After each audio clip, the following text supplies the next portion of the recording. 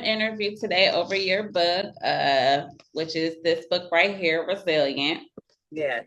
And before we get into that book, though, I just want to know couple things about yourself. Okay. I cannot get this tripod to set up right. Um, You put your phone. Do you have a laptop? yeah, it's no, this is an iPad, but it's inside the little Oh, container. you gotta flip it. You gotta flip that part kind of like in an angle. I think you flip it down and then and then you flip the other part up and then it stays. That thing that thing. Well, yeah, this is not working. This is why I Or want my just take laptop. something. You got like a vase or a stand, and you can just Dude, I'm gonna take it off. I'm gonna take my laptop stand. have Uh, it. as a Okay. matter of fact, I'm just gonna go right on in here and do it on this one. Okay. It's kind of dark in here, but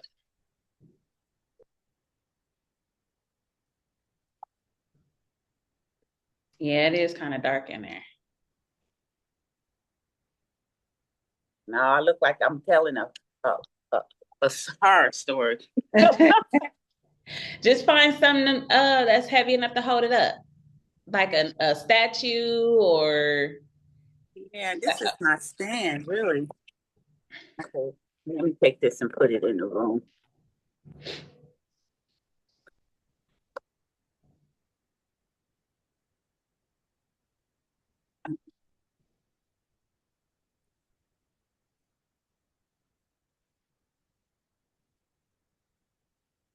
I didn't mean to take up so much time trying to get ready. Dang on it. Who knew that this was going to work out this crazy? no, Okay. you're fine. You're fine. I didn't have this happen with other interviews, so I'm patient. I This is just want not. you to be comfortable and and I'm just gonna situated. have. I'm just gonna have to sit. I'm sitting on the edge of my bed. Is what I'm doing, and this here ledge is too far away. But are you, little boy? Let me see. I got one more thing, and then I'm gonna leave it alone because I don't believe in just working. Oh, okay. That's better. Okay, I need to see your face more though. I don't even see your hair. Oh yeah. You look. Yeah, it's like, oh, she got nice cleavage. Right. I need to see your face so they know who I'm talking to. Oh, Okay. yeah, That's good right there. yeah. I look matronly, but okay.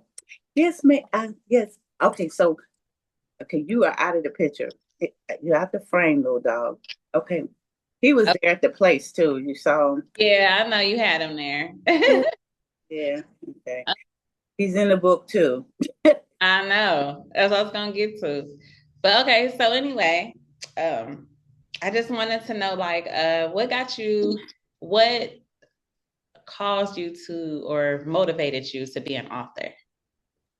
I have been writing for years. On my website is going to be published sometime within the next 48 hours. I have a short bio that says that I've been writing since a child, and a lot of my stories were of course fictional at the time. They depicted places that I would like to go and visit because I'm an avid reader as well. I lived in the library, so books have been always a part of my life. So writing was the best transition into that, and then I became an author for short stories for children. I worked with, Mhm. I made, I did a few books for that. And the major reason why I became an author was while working full time at the Indiana University at South Bend, not South Bend, Indiana University, Purdue University at Indianapolis. They used to call it IUPUI. They've now changed the name now. Mhm. I was working full time in the School of Science, but I saw an ad that said looking for a few good writers, and I answered the ad for the writers, only to learn that it was a fellowship for writing in the English department, and I was awarded that fellowship out of all of the students, I was the only full-time employee that was a full-time student that was a fellowship Oh, recipient. So that propelled me to go into writing even further. And even my major professor said, Dolly, I'm looking for some books from you. okay. Do you see yourself being more flexible with your writing? Like, I know you said you did fictional, and then this book here is basically, Autobiographer. yeah, I was going to say that. Do you see you going into other categories such as sci-fi or fantasy or anything like that? I do like sci-fi. However, I I would like to when I if I'm going to write, I have to have a lot of research into it. So that's why a lot of my work is non-fictional. It's mostly informational. I work for doctors and a lot of medical staff and and well, even counselors and so like that. So that's the medical field. So I'm geared mainly toward non-fictional, informational. That's a departure. I would like to be able to write sci-fi because I am a Star Trek when, when it was the old school, because this is dating me, when it had Captain Kirk and Uh-huh. that was the Trekkie I was. Then this I don't know what this other stuff is. So I have never seen Star Wars or any of them. So yeah, so I'm limited. But I do like the genre in that it bends the imagination. And Okay. so I would like to be able to probably delve off into that eventually. But right now I'm comfortable where I am. Right. Okay. Uh, how would do you see yourself ever using AI to write any of your uh, books or use it, period, for creative ideas or anything of that nature? I have been using AI in the last year since the book has been written, only in the reference of how to structure your sentence better. Okay. They give you great because like Grammarly and all of those other tools that they use to make sure. Because I also in my book publishing company, I'm an editor. So Okay. when I edit, I want to look for the best writing, whatever the sentence is. I need that. Writing tools or a platform to help you. Yeah. Yeah, Okay. but not to create anything because then I don't think it's original. Mm, okay. Yeah. I mean, I don't know, AI is just everywhere now. That's why I asked all the authors. No, I get it, and it's fast becoming the go-to place that you even now you see in commercials on TV, and Mm-hmm. then they got the little caption Uh-huh. generated. So they say it's not even a real person telling you this story. Yeah, it's not I Yeah, I'm kind of skeptical. Yeah, I'm suspicious. skeptical of all that stuff. I understand. Um, well, with that being said, I'm just going to dive right on into the book, lady. I'm going to talk about resilient. Yes. Uh, when I was reading this book, oh, my heart just go out to you. It really does. Like, it really does. It's a hard read. I'm gonna try not to cry, but my heart goes out to you because I can't understand because I didn't my way of growing up was not your way of growing up. So I can't understand that. But I do understand. Don't get it. I mean, I do understand, but I just, it just was a lot. But but yeah, good read. It really is a good read. It really is. I commend you for telling your story because it's a lot of it's very personal. And I'm going to ask you a lot of personal stuff from that book in this interview. And I don't know how you're going to take it or anything, but it's just reflecting what you wrote. That's all. Mhm.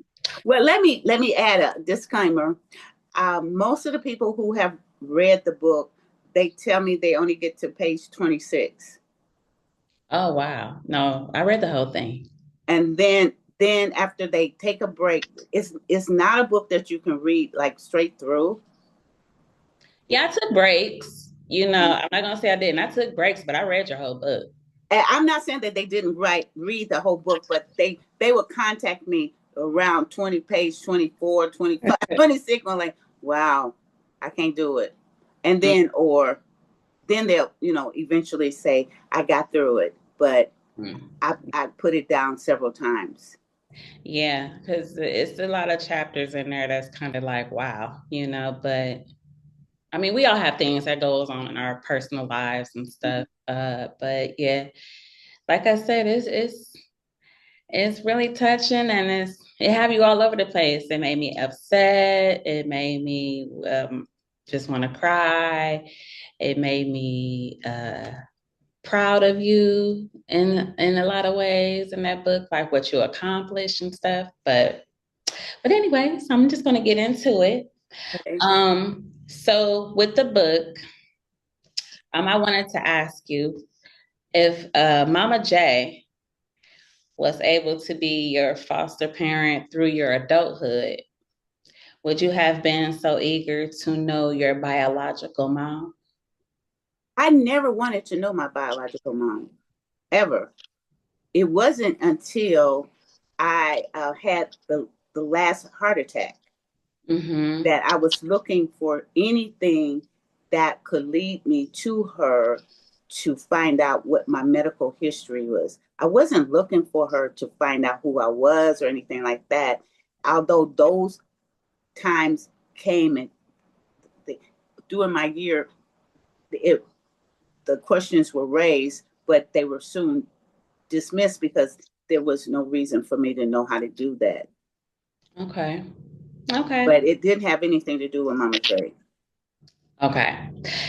If you were an adoptive parent, what would you have done differently from the families you were with?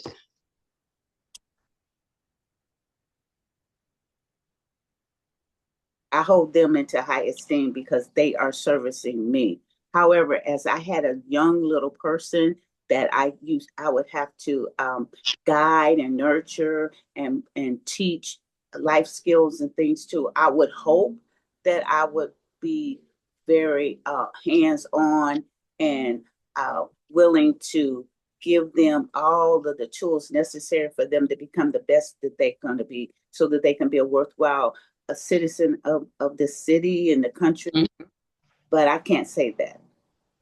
Okay. Well, the reason why I asked is because the families that you work with, um, you know, like Mama J, for instance, you would say she was a good nurturer and she took care of you versus when you stay with, I don't know, Oh, the yeah, versus when you stay with them. Though they're two different completely people. You knew the difference between them two when you were little. It didn't take much for you to know the difference between them two caring for you. And then the other families, of course. That's what I'm saying. Like as you know, like that as being an adult, like you just said, you would teach them how to be, like nurturing and be a good citizen to the world and all that good stuff. Like would pulling from each one of them families, like if you were, say, for instance, in Oz's situation with you and that, how would you have dealt with that if you were her? if whose situation? The Oz, when you lived with Oz? Oh, OZ. Okay. Oh, Yeah, OZ, when you stayed with OZ, you knew she was terrible. she was horrible. Yes, that So, was a great departure from the only mother I ever knew for 6 years, and that was the one whom I was named after. mhm, So, as a child, my perception of what parenting is was based on the previous, which was my mama, me, right, Dollie. Now, fast, then we go into OZ for 5 to 7 years, and yes, then I'm in various homes where Mama J, right, the last of the homes, and into adulthood. Mama J was, I didn't paint a great picture of Mama J, but I painted a different picture of her. She still misused me. She still abused me. Mm-hmm. But what I gained from her was a sense of family because there were brothers and a sister. Right. But her parenting style, I would never imitate. Okay. Okay. Okay. Do you think if Bobby would have came for you before your adoptive dad took you with him, let me see how I want to put that. Uh, Forget that question. Let me ask you this one. Would you recommend that all children who are adopted have the right to know their biological parents? I believe that is an inherent right. They should, because then they can choose how they want to proceed with their adult life. Mm-hmm. Some take it and run with it and do the exact opposite of the adopted family. I've known some adopted people, children that were well cared for, and Mm-hmm. they turned around and betrayed the adopted parents and told them that you not my mama or daddy and stuff like that. And I'm thinking like, okay, this is not called gratitude here. Right. I mean, if they were good to you and did everything they would have as if you were their biological child, what? Absolutely. And some of them offered that freedom because they wanted them to embrace the rest of their family members. They wanted them to know who their aunts and uncles and cousins and siblings were, if there were any. Whereas I was denied that opportunity throughout my entire life until I was 16 Right. years old. I'm now turning 70 in 2 months. Oh, okay. Girl, well, I mean, you handled it well for all of this time. Because like I said, like with I don't know, I think it's a thin line with that It is. because when let's say, for instance, like you said, with the adoptive family who did take care of the child very, very well and did not treat them as if they were adopted. And then you have to tell the child where you are adopted and your parents is whoever they are, then they have to I don't know, it's depending on the child or adult, then they would open themselves up to see what that other family is like. That's good. That gives them options. They get to see where they would have thrived or where they would not have thrived. The fact that they were adopted is already an exception. Right. Okay, so what that adoptive family is doing for them out of that shows an immense amount of love that they are so secure in their love for this adopted child that they want them to experience the rest of their family. That's the ultimate sacrifice of a parent. Mm-hmm. As a parent, that's what I would have wanted to do. Even as a foster mom, I thought about going into foster care because I had a horrible situation with foster care, and I'm thinking like, but I want to segue from that to say not everybody needs to be foster parents. True. even That's so though even true. though you grew up as a foster child, that does not necessarily mean that you will do good. Because see, I'm based it on how I behave. You're gonna run across some kids that's going like, okay, can we give this back? Yeah, can y'all come and get it? Like I did with the dog that they said that I was gonna have to have a service. I was gonna say that he's visiting, right? Yeah, I mean, Yeah. consider your situation. I think that you handled it very, very well. I mean, I know you didn't have a choice at certain times in your life, but you handled it very well. And it's just heartbreaking to know that all the stuff that you went through, uh, being a child, and you're just being a child. And you didn't ask to be adopted. You didn't ask for any of that. It just, you know, it was just an unfortunate situation. It was very unfortunate. Yeah, I'm glad I'm on the other side of it. Mm-hmm. Am I still having repercussions from it? Absolutely. Mm-hmm. It is ingrained in me. That's why I'm able to remember so much. Yeah. I don't think that yeah, I don't know how you could forget something like that, to be honest. I You know, some people can say that they were raped, which that is one of them. But say you went through a rape, there are triggers along the way that no matter where, how long you outlive that, you're going mhm, to always be reminded. You're going to see something on TV. You're going to see somebody else uh, acting that way, or it's just going to be some things that will always remind you of what that was. But can you mhm, imagine multiple trauma things, rape, incest, um, a domestic violence, abuse? I was subjected to multiple traumas. you were. So this is, I'm in therapy for the rest of my life. And it's understandable. But the thing is, you're working it out.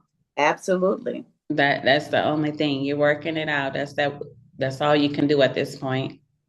You can't change anything. You only can move forward.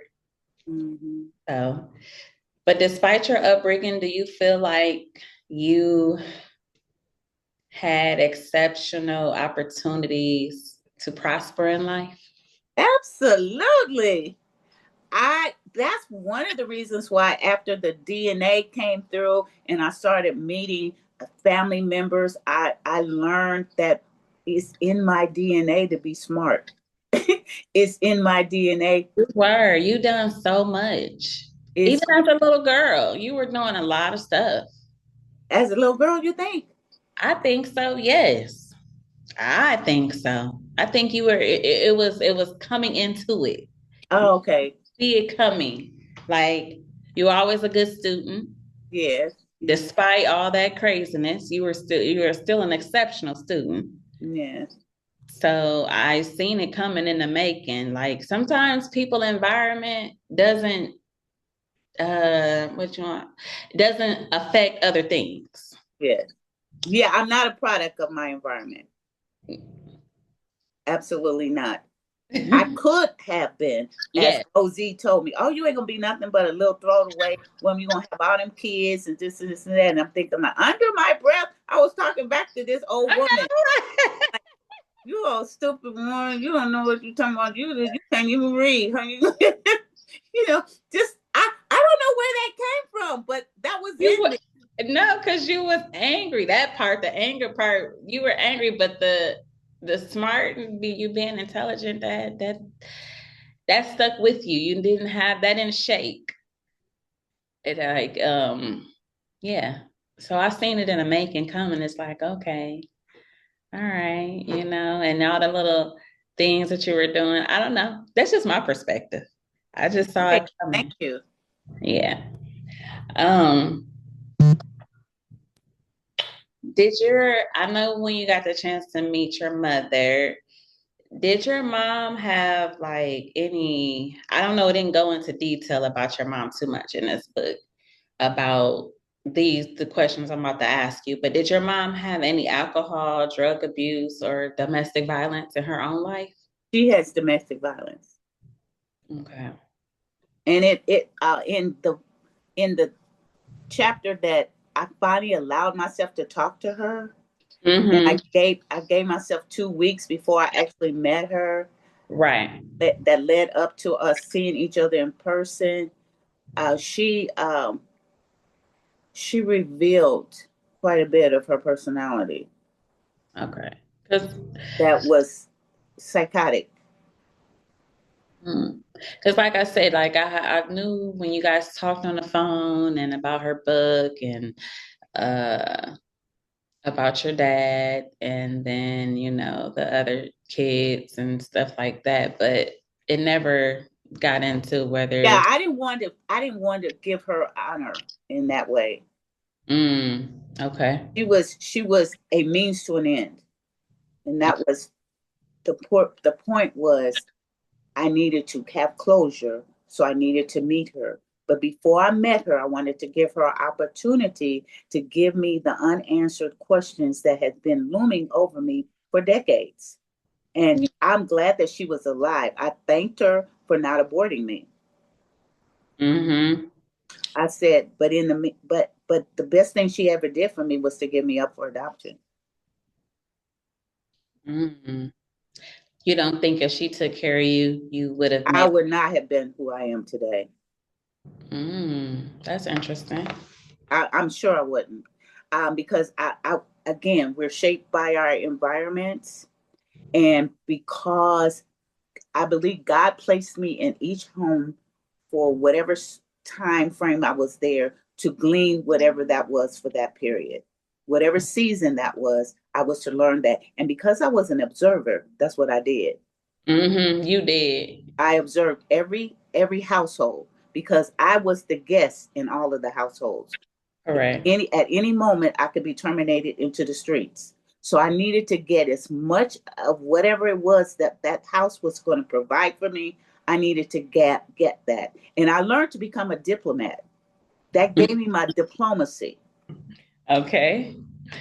Yeah. I had to navigate people that, why is she here, or what is, and I had to be careful not to be praised because the other family members were not as smart as I was, and or you know Mm-hmm. so I had to play down a lot of things and act like I was a spook that sat by the door. Mm. I know that was hard. It was what they call it. That was my coping mechanism. Mm. So in the medical community, and I've tried to list as many terms that was applicable to what I went through at the back of the book, because as I would mention different things in the book, I needed them explained at the end of the book. Okay. Yeah. Yeah, and you did. You put references, you give contact information. You have a lot of that in there about the different services that are available for people and stuff who, whew, honey, who have been in your situation, or just Some to. people, in the introduction, my goal was that even right now I'm going through counseling with the therapist. She and I are going through the book. Mm-hmm. And I didn't give her the book until halfway into our session, which she had to get to know me first for 6 months. Okay. Then she started reading the book. Okay. So now that she's reading the book, she can put together some of the things in Mm-hmm. my past and what has been reflective in my current And present. it's more of a, I don't mean to cut you off, but then it's more of a lens to see like what she is going to have to work with you on. Give her some type of ground on like, okay, well, I can see she act like this because of this, or different case scenarios on how to I don't know The what the treatment plans. Mhm. mm-hmm. The treatment plan. And uh, I can say with great confidence that she's just so impressed, and she go like, "You're I just look so forward to our sessions because I get more out of it than you do. You're just so Okay. engaging, and you're this and that, and what else, and why aren't you doing that?" And she's seeing the confidence and the contributions and the accomplishments that I'm yet still making. Yeah. That going like, oh, of course you do. Of course you did. And did they call on you and ask you to speak? Of course they did. And this kind of, she's just kind of like the new cheerleader kind of thing. It's She's not really treating me as such as much as Okay. you know, because she's kind of like my soundboard. Okay. I'm going so, and I came in upset about this and blah blah blah, this and that, and she said, "No, put away the gun, Miss Dolly. Put the Mm. gun away, because you already locked in. You're locked and loaded. Put the gun away." You no longer have to. Yeah, it's maybe one of them days for you. But she saw that before she read the book. Mm-hmm. Mm-hmm. And then once she read the book, she said, "That's why I saw something in you, this Okay. hypervigilance that you have. Okay, let's calm it down because I have multiple personalities, so we have to get them so we all come to one." And Mm-hmm. that's odd for people to hear because you saw the multiple personality disorder glamorized on TV as if it was some real shocking, uh, like Sybil. She had 27. Yeah, no, I don't see that shocking at all, especially with the different environments you were in and I splinter into certain things. Sometimes I don't even know who has taken over. But now I'm getting to the place where she said, "I see you coming up, and you're starting to merge." mm-hmm. So I'm becoming more healthier. Right. Which is good, which is very good. So currently, as of this date, I know, I don't know, do you and your mom still talk? Oh, we've only talked probably three times since the time I saw her. She is now currently in a nursing home. She is near death. Oh, wow. No one has reached out. You mean your siblings or? Anyone, siblings, whoever know me now. Mm-hmm. Uh, Communication has been disconnected for the last 2.5 years. With anyone from your mom's side? Mm-hmm. Oh, okay. I thought it seemed like it was on a good track.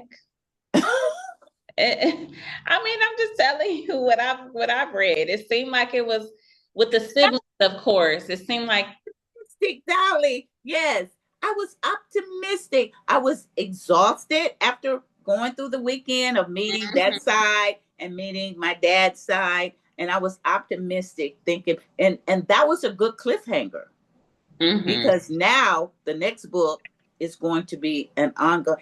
I got a 2 book, 3 book series, but this second book installation is going to be what has happened since the family has been involved and what is happening with me now. Oh yeah, I gotta read that, darling. I gotta get that book. So, so, so everybody, if I do a reading and I'll read the last chapter and stuff and said, "On my way back to Indianapolis," and Mm-hmm. woo, blah, blah, and they're going, "Wow, did you meet? What? That's the next question." So the spoiler here, people here listening, I met her. I Okay. met her. Let's leave it at that. Yeah, because I just wanted to know, like I said, from the time you all were together, like I said, it seemed like it was. Well, here's the other thing. You may have not realized that when we met, she didn't talk to me. Yes, yes, yes. Well, at least not in a good. Yeah, I had to bring her to task on behaving like an adult. Mm-hmm. But she was very belligerent, and she was Obnoxious. yes. For us to be in a very, I mean, I chose a very classy environment for us to You meet. did. That's just who I am. And I had the favor of the hotel staff. You did. They had I provided didn't ask all them that. to do all the things that they did, but No, they you said, did "Oh, not. let me do that." I'm like, "Oh, thank you." And for her to be as, first of all, ungrateful, second of all, as but then you but then see, that led me to understand why I was not supposed to grow up with her Mm. because my younger sister act just like her. Oh. So Yeah. thank God. It was one of them things that, oh Lord, thank you, Jesus. I dodged the bullet. So even with you being in the horrible situation you was in from what, 6 to like 11 years old. That I think that was the most horrible. 12. Mhm. Well, And then on until 18, yeah, because from Mama the other, J, Mama J took up the rest of it. She wasn't horribly bad in physical abuse, but she was bad in withholding things yeah, from me. Okay. right, yeah, So, so, and the wrong advice and miss just a whole lot of stuff yeah, that yeah, I once I got away from it, I understood, well, that ain't even true. yeah, Just all kinds of stuff. However, so really, you can just say for my whole life, from 6 years old till 18 years old, and beyond, because I tried to commit suicide at 18. yeah, yeah, I attempted suicide multiple times, but and then further on in my late 50s, I thought, I'm not going to commit suicide, but I don't mind anybody killing me. And then my doctor said, well, that ain't healthy either. You need to get on in here, girl. all right. But that was She your said, way of well, thinking. Daddy, I hear that you're trying to harm yourself. No, I'm not gonna harm myself no more. She said, well, what Terry said that you was giving away your things and stuff like that. I said, because when I die, she can have whatever she wants. She said, well, what are you thinking about that? I don't mind somebody killing me. Oh, get in here. Right. See, Now, that's how distorted my thinking but was. it's like I said, once again, it's understandable because of where you were. A lot of people be like, the first question a psychiatrist asks you, when 9 times out of 10, when you go, your first visit, before they even get into the meat and potatoes, they always ask you, how was your childhood? Mm. I don't remember that, but yeah. Yeah, usually when before they get to even know you or anything, of course you're gonna explain like what's going on when you meet the person. Like, okay, I'm dealing with this, and this right now, and Mm, they hear you. But after that, usually they're like, okay, so how was your childhood? mm, How were you raised? How were you brought up? mm-hmm. Where did you live? So before they can get into all the meat and potatoes, they need to know why you are encountering all these issues, problems, or Mm. whatever else you got going on. And it's not a That's if shame. people even go get help. There are people walking around that really, Uh, I was about to say that like because everybody in this neighborhood needs to be there. Okay, that. I mean, in some level, we all need mental health counseling. yes, I mean, I'm an advocate for mental health counseling. It should be a law on the books that at least 30 days a year you mhm, get to check out and go get help. yeah, If I was running for president, that's what but I would put on it. that's what That you would be my ticket. Mental health. Everybody go. no, but mental I health don't is care about I don't real. care about the deficits. So mental health. No, because mental health is real. Because you have a lot of people out here who don't know how to cope with all that, and they end up committing suicide, Or harm, killing other people and I was and getting ready to themselves. say that. And then people want to ignore it, but at the time they should have been receiving some type of psychiatric evaluation or something of that nature. But people wait till it explode, and then Yeah, I'm dealing with a neighbor right now who she turned 65 uh, 3 weeks ago, and on her birthday she attempted suicide. hmm, And she came to me several days before that, gave me the keys to her car, gave me the keys to her apartment, and she'd been asking for prayer for a while. And I'm going like, what? And she was always immaculately dressed and just a cute little petite little lady and stuff. And all of a sudden, her hair is just all over her head, and just I'm like, what is going on with you? And I reached out to her pastor because I'm thinking like somebody needs to be hanging out with this girl and stuff, only to learn that the pastor, and that's in my chapter on religion, uh, mm-hmm. some of them are just in it to say that they in it. Okay, True. I'm gonna leave it at that. You draw your own. How are you? You I'm just leave it there. Okay, so yeah. now I'm disconnecting from this pastor because she up there was trying to get me to be involved in their church and blah blah blah. Because see, here's what has happened with a lot of people. I'm one of those that are gifted and talented and have got a lot of capabilities. People want to extort that. Yeah. So when they know that I'm willing to help and give and stuff like that, they're just, oh, can you help? Can you do? Can you?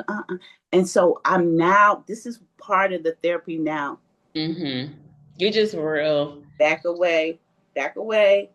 Okay, I can only help for such a little bit. And this one right here, I immediately saw the signs, and that's why I asked for help around her. I can't personally take care of the woman, but surely people that she knows should be. And now she got discharged, and then she came home wandering the building again. I got it on camera, and then she fell down the stairs, and now she's in ICU. All because Mm. somebody didn't listen to her. Mm-hmm. Yeah, people need to taking this mental health stuff more seriously because it's more broad than people even think of. I mean, yeah, as I said before, you have people out here who are committing suicide, they're killing other people, they're doing harm to their self. It's a lot that go into mental health, and I think some people just embarrassed that you need help, like mentally. That's Well, the reason. even you got the church telling you Jesus is the savior. You don't need to go to no counselor. Okay, you're gonna be the ones that are gonna be killed next. Okay, Not killed next, though. you're gonna be the next one. You Mm, can't be telling people they can't go to no counselor. They not saved and all this stuff. See, there we go. That's the religion chapter. So because I've lived what I've lived, I have a different viewpoint of what a lot of people have not been exposed to. They mhm. only get exposed to what they see on television and Right. know a friend of a friend or a cousin of a cousin or a sister that, something like that. You can only go by third party or third, not somebody that's been entrenched into the system. Yes, I So agree. I'm speaking out of someone that has lived it and still living it and love Jesus. Thank Mhm. God that He did save me. I would have been in heaven, but I would Right. earlier. Now I ain't no big hurry no more. I understand. You have a thirst for life now. Absolutely. I know I have a reason now. Writing this book was the catalyst to saying that's where I'm supposed to be. I'm supposed to be an encourager. Mm, I'm supposed to cheer you on and let you know that you are not alone. That's what I hope that this book will do for people. It will let them see. In my introduction, I said you might find yourself within these pages. Or mm-hmm. you might know somebody that's right in your household that's going, oh, don't she act like that? Uh, is that what's going on with them? Right. Because you haven't been told that this is the this is what to look for. Correct. Yeah, but like I said, you expose yourself a lot in this book, and uh, yeah, you and then like I said, you provide useful information, resources that people who are in your situation or were in your situation can get help, and how you manage to do that. Um, I do want to know one thing though. Is OZ still alive? I have no idea. If you if you were ever to bump into her face to face, what would you say to her? Well, I called her. Well, I I was knew that, on my but sick bed and I called her because she's really what inspired me to write the book. well, I knew that part. But if you ever met her face to face, would If you? I were to meet her face to face, uh, I would just walk past her. Mm, There would be no reason to have a dialogue. that's interesting. So at least you're not one of those people who you had your conversation with her over the phone, sure enough. That was close to me. I asked her what was on her mind. Yeah, you did. You very, very well did. But you know, some people, when you see someone face to face, stir up. Oh, It probably would if I would recognize her, because I'm sure I wouldn't recognize her now. Certainly she wouldn't recognize me. But if we were to recognize one another, I would just look at her eyes and keep it moving because it's not worth my breath to talk to her. because you felt like you said what you had to say over the phone. I told her I forgave her, and that's now let's get it straight about forgiveness. People say forgive and forget. That's not in the Bible. Whoever put that out there, that they didn't read that in the Bible. He just said forgive. That's all he said. He didn't say forget. So you may never forget, but you should forgive because forgiveness is for you. It's not for the person that. Right. I agree with that. So when I forgave, that gave me my release. I am no longer bound to be under your aspersions of being whatever you thought I was, should, or could, or would have been, and stuff like that. And that's what gave me the motivation to propel myself to even go further. I wrote lists and letters to people that I thought alive or dead. I had to write them to give them their release, Mm. to say I forgive you. Oh, wow. That's interesting. I never Mm-hmm. thought of nothing like that, Dolly, before. Mm. Was that recommended through you just did that on your own? I did that because I read somewhere where if you hold somebody that um, captive in your mind, they are taking over your mind and your thinking, and your behavior is geared toward whatever that is that they do. See, my objective is to live as freely as possible, as normally as possible, and as healthily as possible. And forgiveness is a seed of bitterness that can grow into a forest untamed. Okay. I hear you. I don't have no weed whacker. I just pluck them out. Just let me pluck them out now, and then we don't have to worry about burning down the forest and stuff. Yeah. I mean, that is a good way of looking at it. Because, yeah, we harbor a lot of stuff in there. People hold a lot of stuff in. And that's it's not the person that's the perpetrator. That you're the one that's end up sick and all of my illnesses, a lot of my illnesses, I think are born out of the fact, and I'm still got repercussions from injuries. I have injuries in my body that would never have been here had I not been broken and beaten and thrown around and stuff like that. Then I follow up with domestic violence, people beating you, and then the motor vehicle accident. I'm going, really? Am I a little punching Yeah. bag or a little rag doll? What's going on here? But what it did for me, it made me not look inside, but it made me look outside to whom God was, to say, I'm doing this to get your attention, little girl. Mm-hmm. This To is what's going on. prepare you. Mm-hmm. Because when you go forth, I was told when I go forth, I'm gonna be able, they're gonna know that I know what I'm talking about. Same thing when I sing. When I sing, I don't sing pretty. People think I do, but I'm singing because I know what I'm singing about. Mm-hmm. You've heard people saying, "Girl, that girl know what she's saying," and it'll meet you, and the tears be running out down and stuff. You know,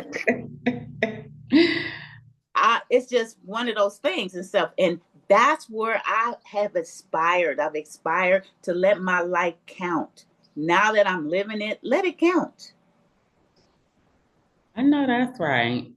You reclaim that life back, darling. Amen. Okay, so we're at the end. I have a few questions to ask you. There's no right or wrong answer, just whatever comes to your mind first, just blurt it out. Okay. Okay, so the first question is, would you prefer to play a violin or the piano? I have played violin and piano, so I like piano. You like that better? I like it because I have one. I don't have the violin no more. Oh, I okay. because when OZ broke my arm, I Mm-hmm. couldn't hold the violin anymore. Girl. Yeah, yeah. So your arm never healed, It right? healed improperly. Remember, she took too long to get me to the hospital. Yeah, yeah, I remember that. Anyway, so what musician would you like to meet if you could meet any musician at this current time? Oh, I don't have anybody in mind. No one? Who, No. who, everybody used to say I look like Natalie Cole. I would have loved to have met her and Um, made money being her doppelganger and say, okay, while you over there, let, you let paparazzi. yeah, right, right. Yeah. You take some of her task off her hands. Yeah, yeah. Like, if I had $1 for every time people say, do you know you look like Natalie Cole? Why? Yeah, they say that. Mm. Yeah, I thought so. Like I couldn't put my finger on it in the book. Like when you kept like, because girl, your pictures are so cute. You had all your little outfits on, you with your friend, and y'all just looking all cute and stuff. I'm like, look at her. I'm like, now how could somebody be so mean? Like, girl, yeah. But anywho, so if you could go anywhere in the world, where would you like to go? I would like to go back to Africa. You have a I specific. would have I would pick a few of the countries because Africa is too vast. Mm-hmm. But I would like to go probably where the DNA say I'm from, Cameroon, uh, uh, Upper Volta, somewhere up in there. I just kind of want to see what life would been like there. Oh, if we never came here. Mhm. Are you more of an introvert or extrovert? I think I'm an introvert, but when the other personality comes out, I'm definitely an extrovert. I'm very observant, so that makes me quiet. Mm-hmm. So, and I don't speak until I just can't help it. Like if somebody's giving out the wrong information, I'm just like, You can't help yourself. You got to correct them, huh? can I say something? Did you know blah blah blah? And if nobody's ever told you, can I be the first to tell you? Yeah. And what books are you currently reading? Actually, I'm reading some rabbinic. Is that how you pronounce it? I'm reading a lot of rabbi books.